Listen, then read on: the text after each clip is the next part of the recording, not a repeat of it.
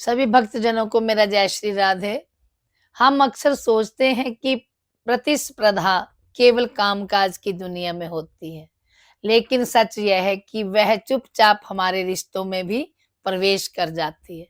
पति-पत्नी के बीच, माता-पिता और बच्चों के बीच, भाई-बहनों के बीच, यहाँ तक कि मित्रों के बीच भी यह प्रतिस्पर्धा जोर से दिखाई नहीं देती, बल्कि मन के किसी कोने में छुपी रहती है।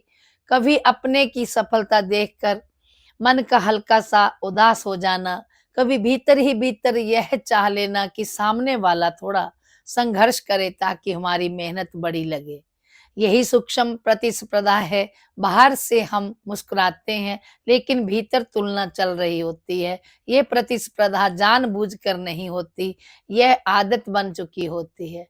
बचपन में हमें सिखाया जाता है कि दूसरों से आगे निकलो, सबसे बेहतर बनो। धीरे-धीरे यह सोच हमारे स्वभाव में बैठ जाती है। फिर यह बिना पूछे हर जगह सक्रिय हो जाती है।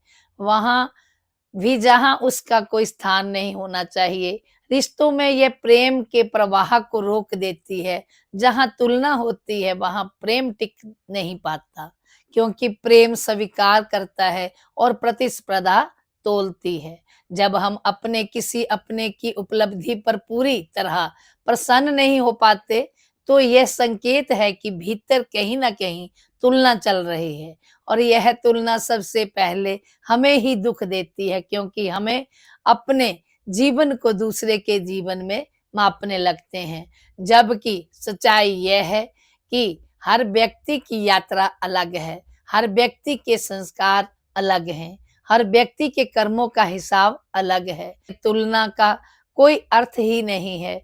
आध्यात्मिक दृष्टि से देखें तो प्रतिस्पर्धा तर्कहीन है। यह मान लेना कि हम सबकी दौड़ एक जैसी है, स्वयं को धोखा देना है।